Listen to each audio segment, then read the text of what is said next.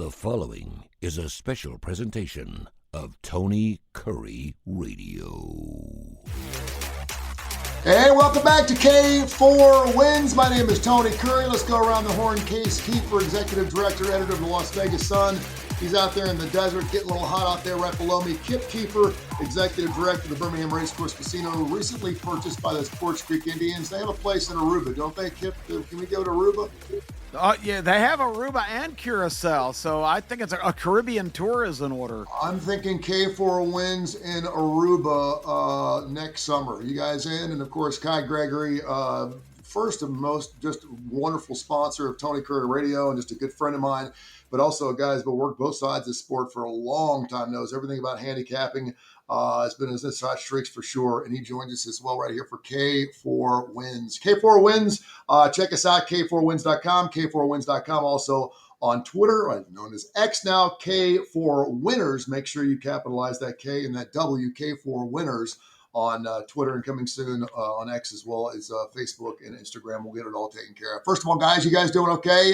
We missed you earlier this week. We obviously had some things going on, but nice to come on a Friday. We got a full weekend of great sports, and it's never too early to talk about some college football, particularly down here in the South and out in the West, because we're going to be getting into some win totals and a couple of totals really kind of like head scratchers for me. But how's everyone doing this morning?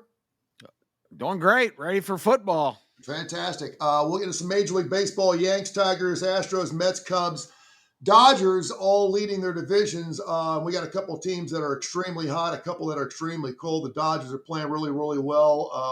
And several teams that I've been keeping track of haven't really delved into Major League betting a lot. Kyle, let's start with you a little bit. What's been some of the high streaks, low streaks, right after you tell us how we did last week on K4Wins? Last week, again, back-to-back 20 and 11 weeks. You got an interesting stat here. So for the year, we're 547 and 286. Back-to-back 3-in-1 days. Yes, all those plays were posted on X also.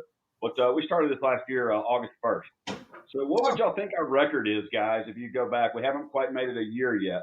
But what would y'all think we are, in this right at 11 months? Percentage-wise? No, just overall. What do you think we've done? I just told you this year 547 and 286. We got to be on the verge of 1,000 wins.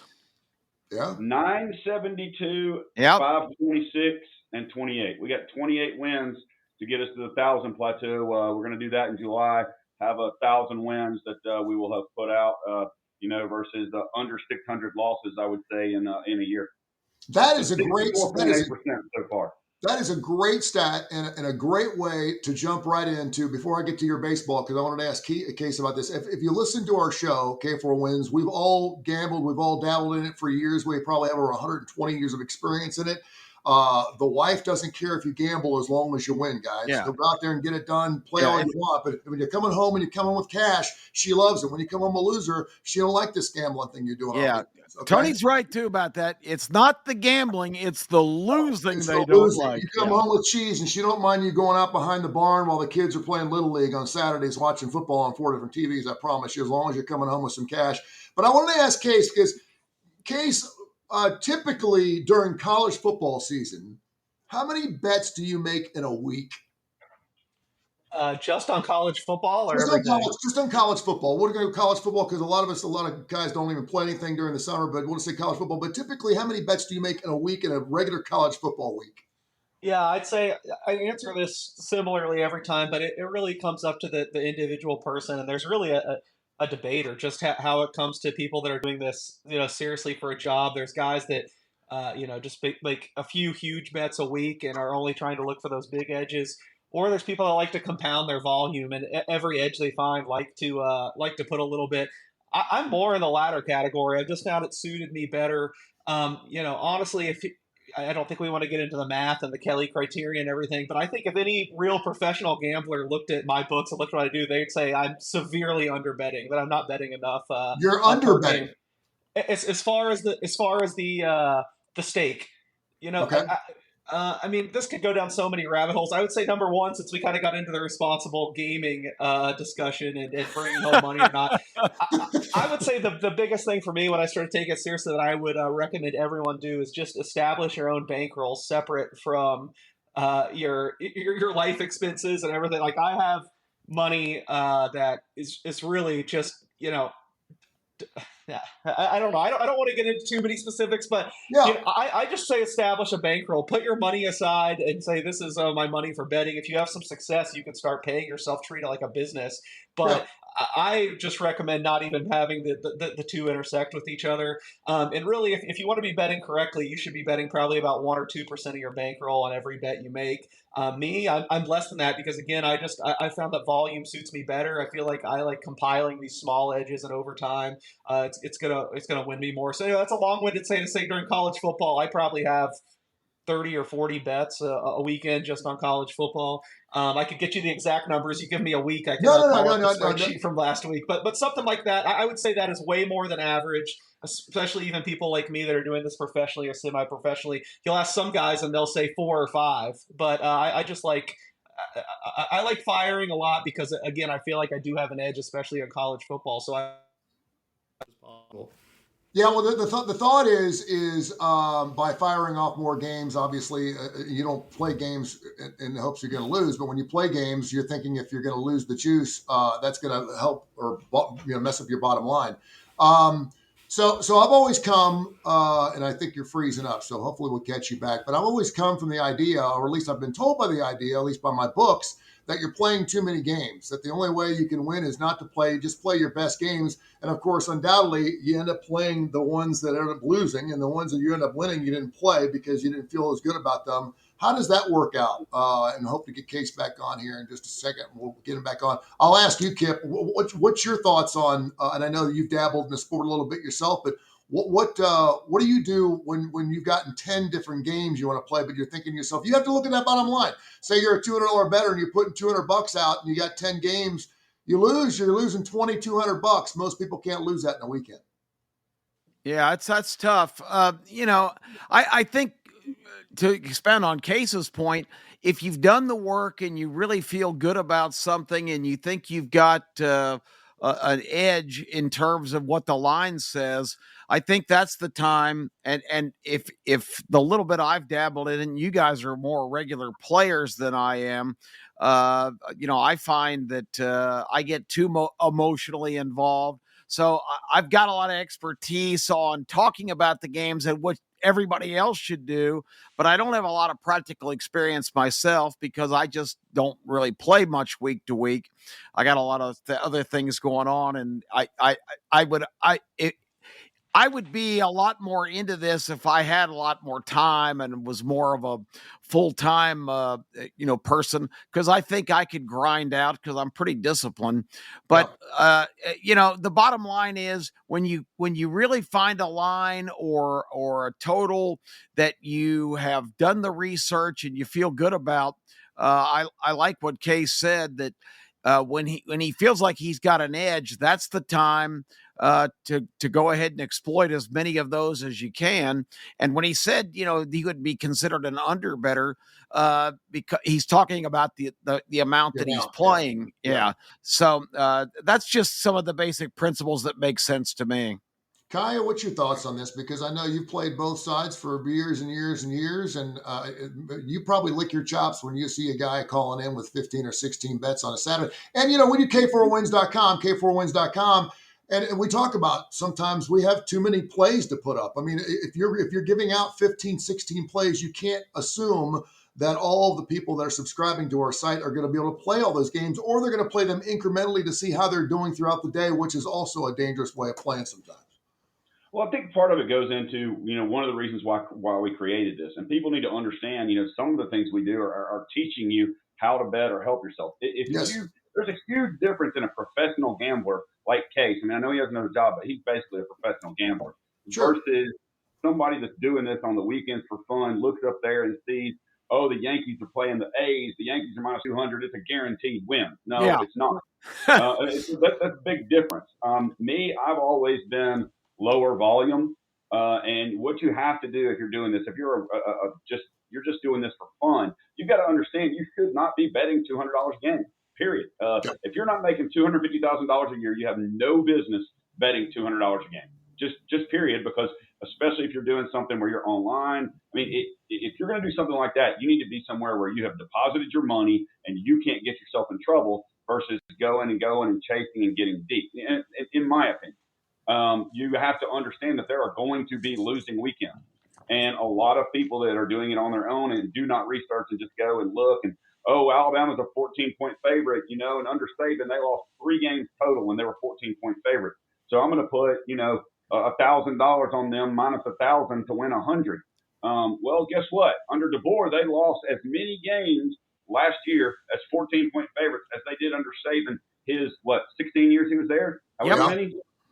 So you lost a ton of money, and if you were betting them money line all the time, you lost more money those 3 games than you won the rest of the season betting the money line on them. So people have to look at those kind of things and understand what they're doing versus just throwing money at something and going. Now, here's an instance for you. I know a person, and this is years ago. It's probably 30 years ago almost. When Colorado was just an up-and-coming franchise, they played the Yankees. They're in Colorado. They had the Yankees first game minus 300. They bet $300 on it. Well, you bet 300 minus 300, you lose $900. Okay, well, the Yankees lost game 1 to Colorado. Game 2, they said, okay, well, they're not going to lose 2 games in a row to Colorado. They suck. So what did they do? They bet them again minus 300 for $900. And guess what? Ouch. They lost $2,700. Now they're down $3,600. Game 3, no way they're going to lose again. What did they do? They bet $3,000 on Colorado minus 300. They lost 9,000. 3 games, down 10 grand over their limit. You just have to be smarter than that. Yeah, I used to have a friend of mine who was he would just double up. He just kept doubling up till he finally won. And you get the point where you're 10, 15 grand. And some guys won't take your bets. They're like, you know what? You can double up all you want, but you ain't doing it here. I need to see something first. Case, good to have you back on real quick. We were talking about the number of games, and I just want to get your thoughts on this because we want to throw a little nugget out every time we're on the air on K4Wins.com, K4Wins.com, K4Winners on X, because we want people to make money. You can do this. You are a professional gambler. And that's how you make your living. First and foremost, being chief editor of the Las Vegas Sun. That's why you write what you do, and that's why you're so good, and why you have so many followers, and why you're on this show, because you are the linchpin, you are the cornerstone for this show for sure, because you know more than anyone. But I mean, when you're talking about playing a lot of games just for fun, say I've got a bankroll of $5 grand, I'm going to the football season. You were talking about the 1% or 2% or whatever. And I want it to last throughout the year. And I want to win. If I'm following K4 Wins, I know I'm going to win 3 out of 4 weeks, if not 4 out of 4 weeks. So maybe at the end of the football season, I'm going to have a little extra cash for the holiday season. Maybe I can put that in my bankroll next year. But how many games should I be playing? Yeah, if you have $5 grand, you guys hear me? Yeah. Okay, good to be back. Sorry, that sounds a little bit different. I blame Tony. I didn't fall out at all last week. Tony comes back and I'm in and out. So yeah, I don't know if you heard me. I said I bet 30 or 40 games. And I also want to make one other big asterisk to that. When I say I'm betting 30 or 40 games, I'm not exaggerating. Over 3/4 of them are on Monday or Tuesday. I'm firing when the markets are soft before thousands of dollars, not even thousands in football, and millions of dollars are coming in. Most people are betting at the last minute, and these markets are extremely sharp. It's so hard to beat if you're betting at the last minute.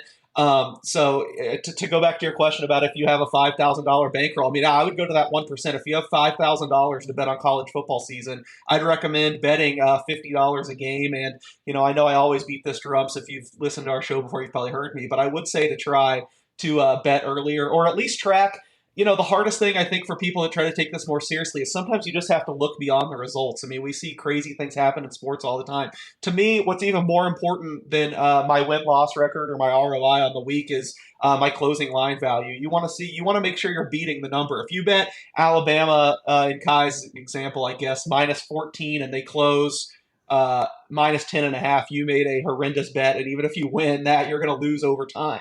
However, if you bet them minus 14 and they close 17, that's great, and it's easy to convert to a percentage. You could just probably Google closing line value calculator, and you can find that. So, I would say that the biggest thing to help you win money, I would say, pay attention to the market, not just the results. The market is just as important. Try to bet earlier, and obviously bet within your means. And I think the 5,000 is an easy example. I would tell people to bet $55 a game, however many you're comfortable with in that scenario. Kai, while we're learning something here, let's take it a step further. Parlays, teases, turns. Yes, no, maybe, sometimes. And they're called a tease for a reason. Just point blank. You get into something like that, and hey, everybody loves a good parlay, especially when you like those big money lines. But I will tell you this: bookies love when people call or when they hop on and they bet teasers and they bet parlays. Whether it's 4 point, 6 point, 10 point, 12 point, is there some value in them from time to time? I'm not going to say no to that, but a tease is a sucker bet, in my opinion. College football, NFL football, you get 10 points on these, and everybody's like, oh, well, it's only minus 130 on this juice. I get 10 points with all these teams. I know what's going to happen. No, what you do is you go and you put 10-point teasers in, and the same team screws you in all three, and you just lost, $360 because, Buffalo decided to not kick an extra point or shank an extra point, and instead of you covering that 4 when they were minus 14, they won by 3. Yep. Yeah. And Kip, I want to go to you too, because when we talk about parlays, man, you're a horse racing guy. You are a pick six. That's basically it's parlay in horse racing. It is. How do you play that? You play individually and parlays over the course, because that's where you can make your money. Well, in horse racing, you always are undone because, and I love this about horse racing. I really hate it, but I'm trying to like it. But when a 30-1 piece of garbage wins a race in the middle of your pick 5, the announcer's going, and he's 30-1, like everybody's excited about that. He should be going, I'm sorry, everybody, this piece of shit's 30-1. I probably shouldn't have said that on the air, but that's okay. But anyway, I want Case to speak to this, because he had the privilege or the opportunity 2 years ago to embed in these back rooms of the biggest sports, the Superbook, at what used to be the Hilton and now is the Westgate. And Case can tell you what their opinion about parlays are. So Case, give him a quick rundown of that experience. Well, this is, I got to call Kip out. It's once per show. He madly underestimates time. I think that was 6 or 7 years ago at this point, 6 or 7 NFL seasons ago. But yeah, it was a really, almost a transformative experience for me. I did sit with him a whole Sunday, watched all the action come in, just got a really good, I think a better understanding, even though I had been covering sports betting and doing it semi-seriously for about 10 years at that point. Really seeing the other perspective of a mega book that just has bets pouring in all the time. It was transformative in a lot of ways. But yeah, as far as parlays, I got to say, it's just it's overwhelming, and I think it's even more gotten to that level now with same game parlays. That's just all that comes in, and of course that's what. The bookmakers have absolutely no problem. If you actually do the math and look at the edges, or if you even just, you don't even have to do the math. You just look at the reports, like in Nevada, there's a lot of transparency. Every month, the Gaming Control Board releases figures. Every month, their biggest hold by far, it's like 25+% always on parlays, because that's what it is. They're already taking 10 cents out of every bet you make. You add them together, it just compounds the house edge. That's exactly what they want you to do. Now, I never want to say never. There's guys, if you're really good at a sport and you are beating the closing number a lot and you do have an edge, sometimes there are ways you can weaponize parlays to actually where the numbers are in your favor, and especially parlay and teaser cards in Vegas that don't change. However, the sports books will frown upon that. And, kind of a whole nother avenue that's tricky in this day and age with gambling is keeping accounts and not getting kicked out places. So they're not going to look fondly on that. But yeah, it's as simple as looking at what they win the most on every month, and every month it's parlays. They're taking a ton of action that way. I know it's tantalizing. Everyone loves the lottery mentality of bet a little to make a lot. But more than 98% of the time, you'd be better off just betting these games single than firing on parlays and teasers. And just last thing, I understand that that's how a lot of people like to bet, and it's fun. And I'm not one to tell people what to do if that's their entertainment value, but I would just go into it not thinking, I'm going to get rich off of this. Like, go in with the mentality of, this is going to make the games a little bit more fun to watch today, because long term, you're not going to win betting parlays or teasers long term, in my opinion. K4Wins.com, K4Wins.com on X at K4Winners. Capitalize that K, and that W is funny because I've had, first of all, whenever I play teasers, and I haven't played one in a long time, but it seems like whenever I play, I would have won the game outright anyway. The tease normally never has any play in it. I can't remember ever having a 3-team or 2-team tease where I actually needed the points. In other words, I would have won the game outright. The other thing is I got a friend of mine who drives guys crazy because he plays 5-10 games a play, and I think he's now doing stuff online. And he plays 5, 6, 7 team parlays, and he's really good at hockey. And of course, the hockey season, we got a couple of guys on here that know hockey better than anybody. And he would hit 4 to 6 every night. And I'm like, dude, just play him straight. Play him, play just $5 a game. Play him straight. I mean, if you're going to be hitting 4 to 6 every single night, you're going to be a winner. So get after it. All right, let's talk some. Two final thoughts that I think could really help on this subject. If you have to bet parlays, I would recommend to play money line parlays over the point spreads. The edge compounds less if you're getting the better of the money line. So I do think money lines are a little bit, again, this is not something I do normally, but I do think adding those money line parlays to bet is better than spreads. And as far as teasers, and it's like zero. I would never almost bet a teaser in college football. College football, the total's like usually 2 touchdowns more than the NFL. The value of points, there's just such a wide range of outcomes. College football, the math just does not add up. I would never do teasers. There are still some cases where it's okay in the NFL. If you can get through the 3 and the 7, especially if you're a local guy, or some books are still offering minus 110. That's a long time. Sharp guys have made their living off of this. I think it's okay if you're getting through those key numbers, but you don't want to go more than like minus 120, and that is becoming nearly extinct as the sports books get a little bit smarter and realize it's not a great bet. So college football, stay away from the teasers. NFL, you can convince me in some cases it's all right. Hey, Kai, real quick, before we get into Major League Baseball, I've been pushing this off all show. We got plenty of time here. Your final thoughts on the NBA playoffs. I love to look back, particularly on a 7-game series. What did we learn about the series? Where were we wrong? Where were we right?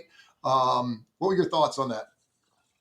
We posted over 5.5 and over 6.5. We posted Indiana plus 2.5, Indiana plus 1.5, and I went ahead and posted Indiana a little bit also there. So we did really well. You got a 7-game series, and it's 4-3. So we did well. I think you learned that. I'm not going to get deep into this, but I disagree that with the NBA, since it's ended and with the way Tyrese Halliburton went down, they're all talking about now trying to condense things, get them into 5-game series, not go as long in the playoffs. Well, you don't necessarily have to have an 82-game season. It's just like, the NFL. Now that they're, 18 games, and they're talking about 20 games, and we've gone from a 14, 15, 16-game schedule now to 18 and doing all these things. These guys are paid millions, tens of millions, hundreds of millions of dollars to play this sport. Injuries happen. And they're going to happen whether they're playing a 60-game season, an 82-game season. It's freak accidents. And I know Tyrese Halliburton probably should not have played. They knew when he got hurt what was going to end up happening. They knew he was going to tear his Achilles. Yeah. It was obvious to everybody. We were waiting on it to happen. And it happened, so don't be surprised by it. But anyway, I'll move on and get off of that. I think we learned that Indy was probably as good as Case thought they were during the season that he talked about. And I think that we learned that OKC was the best team in the NBA. And final NBA thought is I'm going to laugh if the Lakers don't bring LeBron back with their new ownership. Yeah. Okay. Kip, you were going to interject there for a second. Oh, I was just going to say, we said it on this show. I think Kai himself said it. If you play with a calf injury, you're almost, putting all your chips on, you're going to tear your Achilles. And then, damn, if it's 2 days later is Halliburton diagnosed with a torn Achilles. So, it's just common sense if you're playing on a bad leg that you're going to put more pressure on a vulnerable spot. So the irony in that was not lost on me, because that's exactly what happened. Case, I can only assume that Las Vegas did okay in the series. That's a good question. I would have to. I don't know. I know the Indiana bets were super popular. I saw one of the big sports books here, one of the national ones, sent out the most popular bets, and I think it was Indiana plus 2.5. So I think they probably lost on the spreads. I got to think for the year as a whole. It was pretty obvious Oklahoma City was a wagon early on. So I got to think futures-wise, maybe it wasn't a great result. But I'd be surprised if they didn't win a little bit, although I think dragging it this long, from some of the numbers I saw, was probably not the best result for the house. All right, Kyle, let's talk some Major League Baseball. Yanks, Tigers, Astros, Mets, Cubs, Dodgers lead their divisions right now. Any particular looking spreads, lines, streaks that you've been looking at over the last couple of weeks that are amazing to you? Well, yeah. So one team in Major League Baseball has 19 wins by 5 runs or more. They're leading Major League Baseball with that. Who is it? Tony Curry, useless stat. Who can get it right without looking, Case? I'm not looking. Tigers. Yep, Detroit. Yep. 19 wins by 5 runs or more this year, Wow. which is one of the reasons why. But believe it or not, they don't have the best home record in baseball anymore. That is now the Houston Astros at 30-13. Who I don't think are that good, but but Houston finds a way to win. I don't think their roster is that talented, but they're finding ways to win. This is the second straight year where they've had the best record in June. They're just unbeatable in June, so it's ridiculous. I hate them. So I'm very much against them this year as well, but they've been hot. And again, I promise I did not cheat on that. I was calling up my MLB stuff, but I was not looking. It really feels like the Tigers win. I think they won 8-0 yesterday. It seems like they win by that much every other day. It's been pretty amazing. I'm kicking myself. I don't have any anti-Tigers positions, but I feel like I should have seen this coming. The way they came on last year, had so many young guys. I think in hindsight, I'm disappointed I wasn't on the Tigers more. We did have Detroit yesterday. That was one of our plays that we had talked about, and I really like them at home a lot. On the road, they're still getting it done. The pitcher they brought back yesterday hadn't pitched in 4 years. Went 5 innings, gave up a hit. Finn, I think it was the pitch yesterday. Can't remember the name, but he went 5 innings. I think he gave up a walk and a hit. And got a win his first time back in the major leagues. And when that's pretty easy to do if you can be confident as a pitcher to go out there when your team's putting 8 runs up for you. It makes everything easier. Looking at some of the run differential stuff that we always talk about, Tony. I mean, but you got, like I said, the best home record in baseball is Houston. The worst home record, obviously, Colorado. Best road record is Detroit and Chicago, the Cubs, not the White Sox. Okay. And the worst road record is your White Sox there. Only one team is left with a negative run differential with a winning record. Any guesses? I'd want to say my Reds just because I know they've lost 1-0 like 17 times this year, but it's not. Toronto, 43-37, and they are -1. Wow. And then just for some useless things for Kip there. Atlanta 37-43, but they're plus 21 runs. Yeah. This is 40-41 plus 18. Boston is 40-42 plus 7. Who has the best run differential and the worst run differential in the MLB? What are the guesses? Best run differential. The Dodgers pitching is not very. Yankees plus 110 runs. Wow. And the worst is easy. Rockies for sure. Yeah. Minus 213. Oh, jeez. Wow. They're the only team that can't hit at home. I mean, and they're at home. I mean, that's the crazy thing is, I mean, they can't score more than 2 runs at home. And in that area, you think that they probably would. Yeah, it feels like, as we come up on the All-Star break that we should kind of get a good grasp at where we're at. I don't think anyone's really surprised by any of the people that are actually leading the divisions, the Mets, the Cubs, the Dodgers, the Astros, the Tigers, the Yanks. I don't think that blows anybody away. But it is interesting, and you brought up the Astros in June. I don't like the Cardinals. That's where my ex is from. I try not to play any games with them because when I play with them, they lose, and when I play against them, they win. I can't. I'm like I put my hands up and go, listen, I'll play you. I'm all on board your little train here. I think there's 6 or 7 games above 500. That's another one of those teams where they always, every single year, it seems like in August, they get on a hot streak and win 8-9 games in a row and pull themselves away. And I fully expect that to happen again this year. Any other teams, you guys? And I certainly want to ask Kip because we're down here in the South. The Atlanta Braves, they've won 6 of their last 10. That's not going to pull them back in. But do you see any changes going on from a pitching standpoint, certainly from a hitting standpoint? You brought up a couple games. God love you. They had the bases loaded twice with nobody out and couldn't score a run. Yeah, that happens all the time. Yeah. They last night was the worst game I've seen them play all year, and they've played some bad ones. But they are just finishing a 7-game trip, and they literally mailed it in last night. They mustered nothing. They were going 3 up, 3 down, only seeing 6 or 8 pitches an inning. The starter for the Mets got hurt in the 3rd inning with 1 out. They brought a kid in that had only thrown 1 time in the big leagues ever. He went 3 innings and shut them down completely. By the way, the starter tore his Achilles. Yeah, exactly. Yeah, he probably had a sore calf.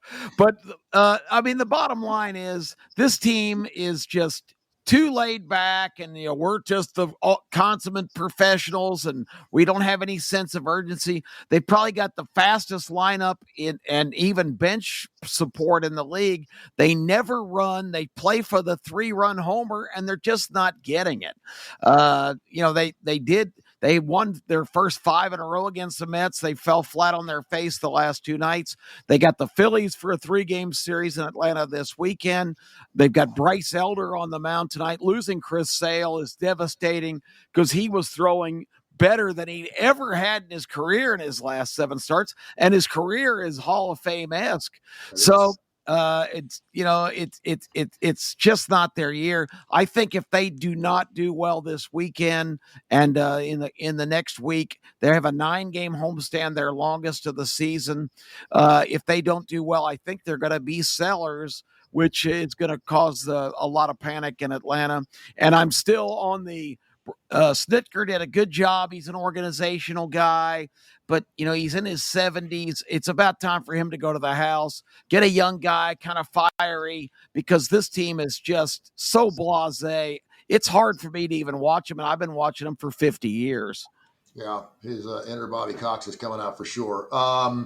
We're going to get into some college football. We can't wait. We got about 8 weeks until college football season starts. So we want to throw you out a couple little nuggets every single week as we prepare and get ready. So when you get into the college football season, not only do you understand why we're coming up with the plays on K4Wins, but you actually make some money doing that. I did want to start real quick. I'll start with Case. A&M, Florida, Kentucky on total wins. A&M 7.5 to 8.5. Florida 7.5 to 6.5. Kentucky 4.5 to 5.5. What kind of money does it take to move an entire game when you're talking about futures bets? Let's see. Well, I think we might have mentioned it off stage, but I'm mainly looking at the Circa numbers at this point of the year. They're taking the biggest bets. It's the biggest market. Actually, I don't see. They haven't moved a game on any of those teams. Actually, there's been very little movement. Even juice-wise on any of those teams. Kentucky actually has taken a little bit of over money, which surprises me. I wouldn't be surprised. I think Kentucky's going to be the worst team in the SEC this year. I agree. They're 4.5, minus 120 over, under even. Usually it just takes one max bet at this time of the year to move at least some. Usually it's just the juice, not the actual win. We were talking before we came on right now. Circa, no questions asked. I can log onto the app right now and bet 5,000 on any of these teams. They always say if you come up to the counter and talk to them, they'll probably give you more. So it's probably not out of the question that they would take like a $20,000 bet on one of these teams. And if you bet like 20,000, maybe they move it a half win. But yeah, I'd say typically you're going to see a little bit of movement with any max bet. So if someone respected too, it's all how you're profiled in their system. If you're profiled as a winner or a respected bettor and you put 5,000 on, let's say Kentucky under 4.5 even money right now, I got to think that even money probably goes to like minus 110. Before we get into some head scratchers, I want to go to you, Kai. Texas, Georgia, Alabama, all this morning, 9.5 over under on wins. Who's got the better shot to go over or under of those 3 teams? 3 big dogs in the SEC. Texas. Yeah. Texas. Do you guys agree? Yeah. I am especially. I mean, I'm always price dependent. I got to say that it's hard not to have them as the best on paper number wise, but right now, Circa 9.5 minus 180. No way I'm laying minus 180. I talked about this on the starting lineup last week, so sorry if I'm repeating myself, but my big thought for the SEC this year, I know it might be unpopular, but the market is saying Texas and Georgia are in a tier in their own. I completely disagree. I like Alabama the best of the 3, especially right now, 9.5 even money. I would be, if I had to make one of those bets, I lay even money over 9.5 with Alabama, overlaying minus 180 with Texas any day. I didn't say I was going to bet. I know. I was explaining mine. I wasn't going at you. I just my thing is I'm very high on Alabama, and I don't think that they're in a separate tier from Georgia and Texas, as the market would lead you to believe. Well, and let's look at it practically too. Texas' first game at Columbus against Ohio State. When I break down the schedule and look at all the games, I don't really say, okay, they're going to win this one, they're going to lose this one. I look for those vulnerable spots where it's a game that I feel like they could lose. And as far as the Texas column, the game at Ohio State, the game at Georgia, Oklahoma is. I think Oklahoma is one of the most fascinating teams coming into this year, and I'll be interested to hear you guys' thoughts on this with Mateer and his coach Arbuckle coming in there. If that transforms them offensively, and they're supposed to have a lot of receivers back that they didn't have available all last year, And I don't think Oklahoma's defense was really that shoddy last year. So probably a lot to work with there. I think Oklahoma's the X factor that's going to determine a lot of these over-unders because, of course, Texas has them. And, those are all, in my opinion, kind of vulnerable spots. So, I don't think Texas A&M is going to be that big a deal for them. But remember, last year, Texas had their easiest schedule in the league because they played all 5 bottom feeders of the SEC, and they've got them all again this year because the schedule's the same as far as your league schedule this year. So I don't disagree with Kai, but I still think that there are some vulnerabilities there that could sink you in the 9.5. But I've only got 3 major ones laid out here, and so that I would agree that they're probably the most likely to achieve that. The over/under for Oklahoma 6.5 as of right now, and to your point, a lot of people I think are liking the over that. Let's go team by team. Just kind of give me your nods. We'll go around the horn. Start with Case, Kai, and Kip. Start with Texas 9.5. Case. If it was even money both ways, I would say over. I do think on paper they're the best team, so I don't disagree with Kai on that. But right now, if I can get like under 9.5 plus 150, especially with game 1 at Ohio State, this is not one I'm going to bet, but I'd ever so slightly at price lean under right now. All right, Kai. Over. Texas. Over. Kip. Over. Yeah, I'm gonna say over just because I think they'll win 1 out of those 3 that I just mentioned at Georgia, at Ohio State, or against Oklahoma and Dallas. So right now, grudgingly, I'll say over. By the way, give Sarkisian all summer to get ready for Ohio State. Yeah. I got it at 3.5. I looked at the line today. It's 3. I've already played Texas. Absolutely think they go to Ohio State and win the game by a touchdown plus. And as an SEC guy, I would love every minute of that. No, there's no doubt. And this is the first time I can't remember when we have not had an SEC team with a total of double digits or more forever. I can't remember the last time I haven't seen a 10 or 11. Georgia, 9.5. Case. Again, this is all price dependent to me. It throws the math so much. If either of these teams are minus 110 over, if it's just a coin flip, I'm taking the over. But right now, Georgia, like Texas, minus 180 to the over. I'm not a huge fan of their quarterback, as you can remember from last year. I love Notre Dame in that game. I do think it looks like they've done some good things in the transfer portal, but this is another one we're just at price, ever so slightly and under. I'll also add on Texas. I know people are going to think I'm crazy because he's so low, but if you think Texas is going to Ohio State and winning, I recommend right now betting Arch Manning to win Heisman because that price is going to be long gone if he goes into Columbus and beats the defending national champions, which I'm hoping doesn't happen because I don't have any Arch Manning exposure, but we'll see. Great point. Kai? Georgia 9.5? This would just be hard because I hate Georgia almost as much as I hate Alabama. And I think Texas is going to beat them. So I think Kirby Smart is going to screw a game up for Georgia. I agree. I do not like the quarterback situation at Georgia. Yes, they've done some good portal things. I think their defense is going to take a huge dip this year. I got under 9.5. Under 9.5. And Kip? Yeah, I've got them vulnerable, of course, in the Texas and Alabama games, although they're both in Athens. At Auburn, they have been known not to fare too well. And, of course, and another one of the real linchpin teams is Florida this year. I'm still not sure they're going to be all that. If you talk to a Gator fan, they're planning on making their playoff reservations. But those are all vulnerable spots. So if they go 2-2, they could still fulfill that. But even though I'm kind of Georgia oriented, I would say right now, if you actually just absolutely force me, I would have to probably bet the under. First time, and I think over a dozen years, the Crimson Tide, not double-digit over/under wins, 9.5. Case. What you got? Over. Most returners in the trenches. I know quarterback's kind of a question, but I think there's a chance that they get even better play, that it fits better with DeBoer and especially Grubb coming back now.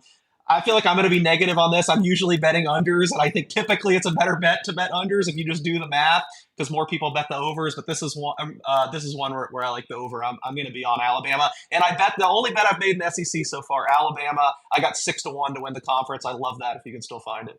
Sky? Legend says Ty Simpson, and a lot of my Bammer friends say that this guy is the next coming of Joe Namath. Yeah, Ty They're happy, Simpson. the change in coordinators and the people that Washington is, or Washington, that DeBoer has brought in. I do not think he's a great coach in games. I do not. I think he makes some bad decisions in games. That being said, over. Kip? Yeah, they don't have that many vulnerable spots, so they probably will be over. But I'm a little, and I'm interested to hear what your guys' take on this is. Did I read right that Florida State's over under total for the year is 9 after that horrendous year last year? It Because is. if that, It was 7.5. I got it at 6.5 right now. okay, because I don't know. Case, I was looking on the Vegas Insider site. They got all kinds of weird numbers, and you told me the other day that you thought maybe those are conference wins, but it'll have Georgia at the top of the list, or Alabama at 10.5, 9.5, Texas, and then all of a sudden you get down to Florida State. They had 9. I was going, that can't be right. So I think one of the big national sports books might open 9. I haven't done ACC work yet, so I can't speak that much on it, but I will say Florida State under. Some of these groups that big money don't even come in until they can get more money down in August. Okay. I know they released like 2 or 3, and Florida State under got absolutely smashed. I think it's down to like 6 some places now. There is a lot of negativity, at least in the sharp betting community, around this team. So I wouldn't be surprised if like a DraftKings or FanDuel open 9. But yeah, it is a lot lower now, and if you believe the guys that are doing this at the highest level, Florida State's in for another rough season. We will go through some of those other games too. By the way, go ahead. Yeah, well, I was going to say Florida State and Alabama, that is not a neutral site game like Alabama fans are used to. That is in Tallahassee. And, they're not going to be 2-10 again. Last year, they were in a top 10 team and only won 2 games. So I don't know if they're going to make drastic improvement, but I don't think Alabama's an absolute lock. I think they're a 12 or 13 early favorite, but I don't think that's a for sure win for them. And Alabama also has a road game at South Carolina, and Lenora Sellers and the Gamecocks, another one of those teams that could really have a lot to say about how the upper tier do. So, I mean, I think I think Vegas is very skilled at setting these numbers because Alabama's almost for sure going to be 10-2 or 9-3. And if you're a futures bettor, it makes a big difference which one of those is the reality. According to the numbers I saw this morning, only 4 teams in college football have double-digit over-under lines, which I couldn't remember. It sounds like it's just going to be a muddy year for everyone. We'll see if they got it right. We're going to go to the SEC, and then we'll go through some of these other games. We got time. We got 8 weeks till college football season starts. Let's go Ole Miss, 8.5. Interesting year for Lane Kiffin and his boys. What you got, Case? Case, you there? Uh-oh, do we lose him? I cut out Tony for a second. I know he said Ole Miss. This is another one I'm actually a little bit more optimistic on. I'll say over 8.5. I know some people are expecting some decline with a new quarterback in there, but there's a lot of hype on this kid too, and they kill it in the transfer portal every year. I think one of these years it's all going to come together, and they're really going to smash it. I think their schedule is a little more forgiving compared to some other teams. Yes, it so is. I'll say over 8.5. Kai? They came out 4th in the transfer portal in the rankings. They seem to pull something off every year. I can't go over because I think Lane Kiffin is going to be stupid and go for some dumb 4th downs where he should just kick a field goal and he could win games. He did it last year. I get your metrics or whatever. Well, how about this? When you're inside the 30 and it's 4th and 12, kick the damn field goal, get the 3 points, and move on. It's okay, Lane. Get the 3. He gave up. I think I saw a stat where they said he gave up over 60 points last year in games going for it and missing. Kip. Yeah, I only got a couple vulnerable spots for them. I think they're going to get mauled when they go to Georgia because that's going to be a payback game. They've got Oklahoma once again, which is kind of on my watch list of all these teams that play them this year because I don't know what they're going to be bringing to the table. And they've got LSU back in Oxford. That was another really painful loss for them last year. And Florida that's the games on their schedule. So they don't have to play Texas. They don't have to play Alabama. So I'm going to say right now over. Brian Kelly and LSU, 8.5, another 8.5. Case. This is one that's going to torment me. I'm a numbers guy, and I have my numbers here. I only came out with them at 8.35 wins, so that would technically be an under. But this is one where I have to weigh my intuition against my numbers, and I just kind of I sat with a scout during the LSU USC game last year, and he was telling me like Nussmeier has all the tools. He could be a top 5 guy, and that really blew me. The draft guy, and that really blew me away at the time. And then watching him, it's just been hard to get out of my head. So I really think he's going to have a big year. I think if you listen into what Brian Kelly is saying this year, he was so negative going into the last couple of years. That's one reason why I always kick myself going into that Florida State game that I bet LSU, because he was telling you our secondary sucks. We didn't get good kids in the portal. This year, he sounds really optimistic. He really likes his team.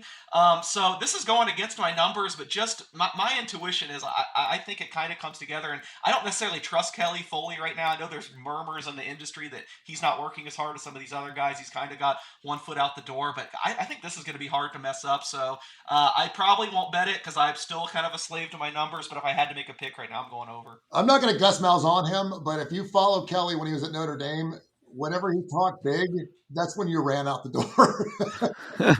But when he was talking like his team sucked, it's because his team sucked. And then all of a sudden it felt like he maybe was out the door anyway. So he was like, hey, listen, I think we're going to have a great season. Would get his fan base behind him. And then would lose a game he's not supposed to. Kai, what you think? I don't like Brian Kelly. Under. And Kip. Yeah, at Clemson, at Alabama, at Oklahoma, at Ole Miss. Under.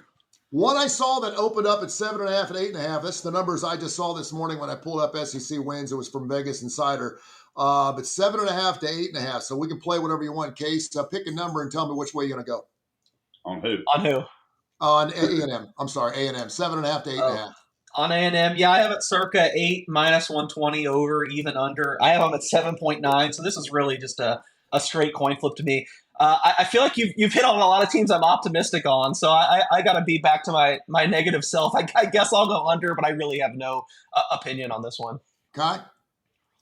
Right now, because I hate doing this, in June, and I know you're supposed to do it earlier, but I'm still really, really researching into a lot of these, and then I also want to see what happens in fall camps with some of these guys with quarterback battles and some of those things. And I just do not have a good feel either way on A&M. If I was going to bet it, I would bet under, right, if you put a gun to my head. Kip? Yeah, I don't think they're that loaded. And Marcel Reed had a couple good games, but I don't really know if he's the real answer. They have to go to Texas, so that's pretty much they weren't even competitive with them last year at home, which was probably the most disappointing performance I saw out of any team. So I don't know. They were kind of a pretender last year and faded down the stretch. I don't like that. I just don't know if this is a really top-tier SEC team. I'm going to go under. I was driving down Interstate 65 yesterday, and I saw a guy with a orange and white checkered Tennessee Ford Fusion. It was the most hideous looking vehicle. I'm thinking, dude, if you're going to put Tennessee all over your vehicle, at least drive something better than a Ford Fusion. Tennessee 8.5. Case, what you got? I got to say under. This is one where the numbers are going to look better than they are, but I think with the change in quarterback, I don't know if I'm a huge Joey Aguilar in the SEC guy. I feel like this is kind of a year where, I don't want to say rebuilding, because I don't think they're going to be terrible at all, but I think this is where they kind of get it together for a run in the next couple years. It's kind of a transition year. I think they'll probably be like 7-5 if I had to guess. Kai, please tell me you've done some research on Tennessee. I know it's early. Yeah, and I disagree just in one thing. I think Aguilar is actually going to do better than Nico, because Nico was a huge disappointment to Tennessee last year. He missed more throws than he made. Yes, all the hype coming in, it's supposed to be great and all that. He just wasn't. I don't know that this guy is a whole lot better. But where's the Tennessee-Florida game this year? It is at Florida. There you go. Tennessee loses 8-4. Yeah, 8-4. That's about right. I think so, because they're at Florida, they're at Alabama, they got Oklahoma. They should beat Syracuse that first game, but I don't, until I see a team, I don't think that's an automatic winner. And they do get Georgia at home in week 3, which is very unusual for Tennessee and Georgia to play that early. So I mean, there's some vulnerable spots on the schedule, but I think 8-4 is about right. Danny, I just wanted to throw in real quick. They lost. I feel like they lost more than people realize too. The whole line looks different.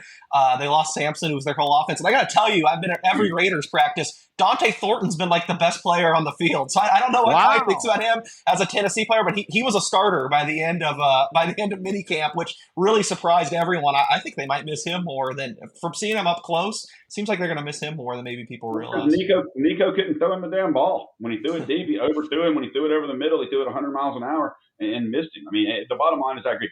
Sampson is the biggest loss. Now, the offensive line was, but Sampson is the biggest loss. I mean, they just turned around and gave him the ball anytime they got in trouble. I totally agree. Danny Hugh Freeze, first year 6-7, then 5-7. He is 5-11 in his 2 years in the SEC with the Auburn Tigers. His over/under is 7.5. We're going to start with Kai Gregory, and we'll wait on Case to come back. Kai, what you got? Under.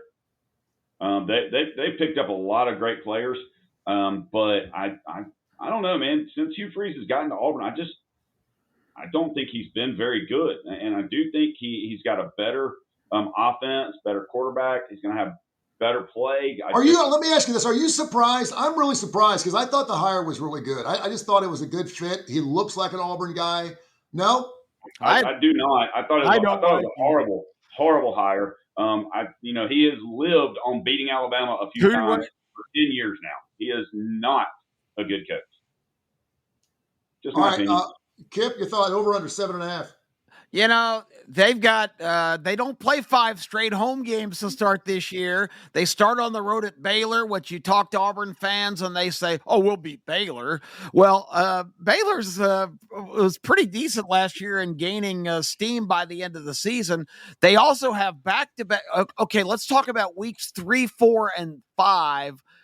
They do have a bye after these 2 road games. They're back-to-back on the road at Texas A&M and at Oklahoma in games 3 and 4 this year. Then they take a week off, and then they play Georgia, which at Jordan-Hare is a game they could possibly win. They also play Alabama, of course, later in the year. But I mean, I see almost automatically 5 losses. They later they play at Arkansas and at Vanderbilt, both those teams who beat them last year. And Case was talking about coaches' body language and expectation. Did you guys hear what Hugh Freeze said when asked about his expectation? Well, we just got to make a bowl game. Well, so you's really basically calling for 6 and 6. No, you don't. Under. He makes a bowl game this year. He's getting his ass fired. He is done. If he wins 6 or 7 games this year, he's going to have to do better. He's going to have to go beyond expectations. And if expectations are 7.5, he better win 8 games. And I don't know if I see that happening. What's your thoughts, Case? I've got 8 minus 110 both ways at circa. I guess I get to channel my Kai here. I do think there's some things pointing up in their direction.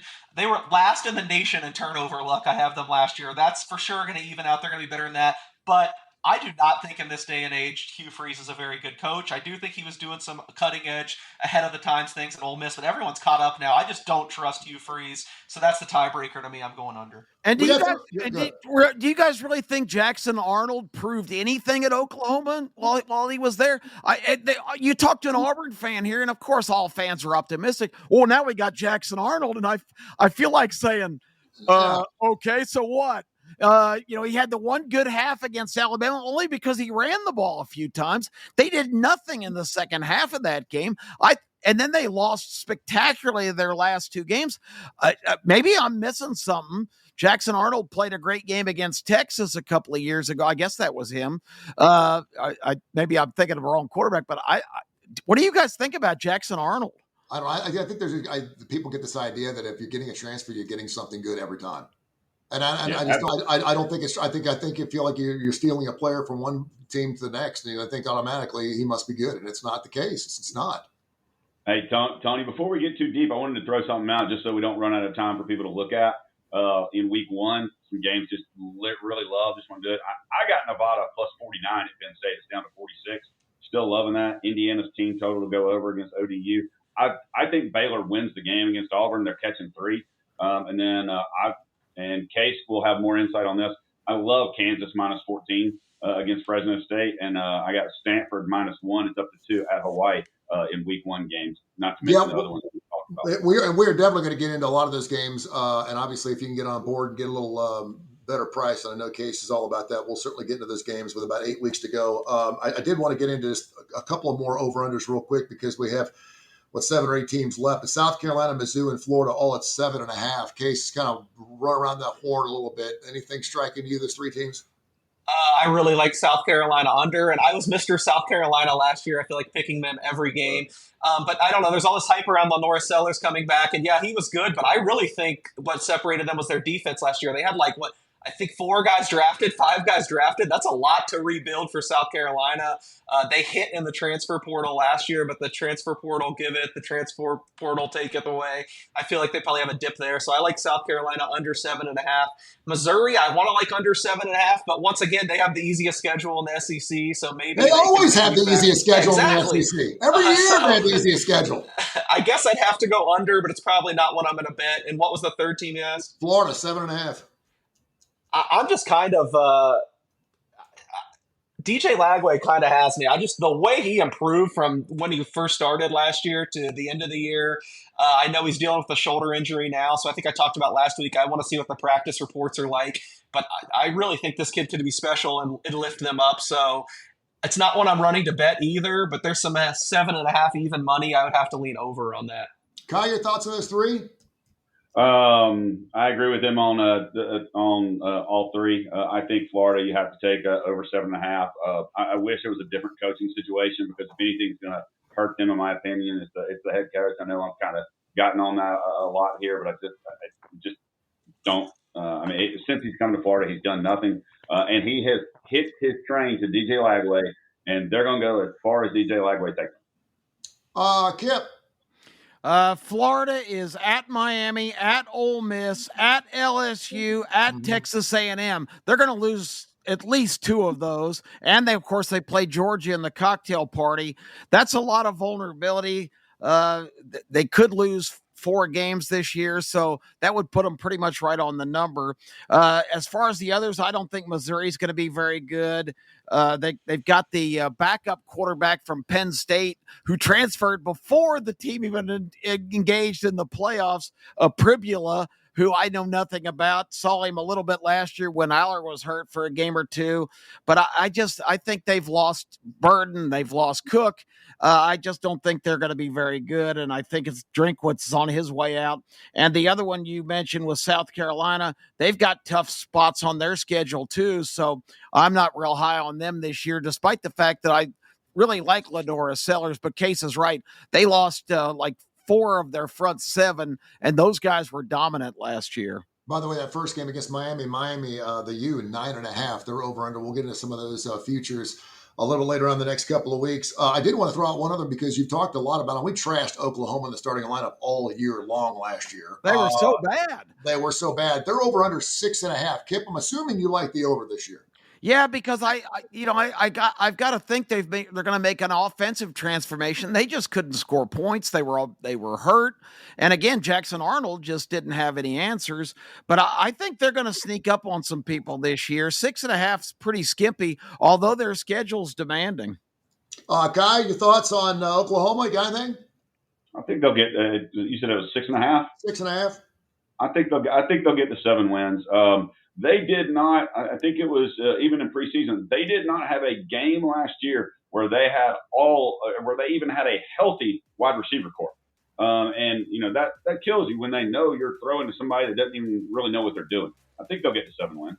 We'll sprinkle some more SEC football as well as college football, period. It'll be here before you know it. We're going to be on live again next Tuesday, 10 o'clock Central, 11 o'clock Eastern, K4Wins.com, K4Wins.com, K4Winners on X. Make sure you capitalize that K and that W at Coastal Sports Network. Thanks to those fine folks, Angel and the entire crew, for helping us come on every single week. We really appreciate it. We'll do it again next Tuesday morning at 10 o'clock. Info at TonyCurryRadio.net, info at TonyCurryRadio.net. If you got some email questions for us, we're available to be found everywhere. And make sure you go to K4Wins.com. It's a free site. You can subscribe to it. And we're going to have close to 1,000 wins if we keep our record straight going into August, which is pretty incredible for the first year. So great work, guys. We appreciate you. Till next week. Thank you. This has been a special presentation of Tony Curry Radio.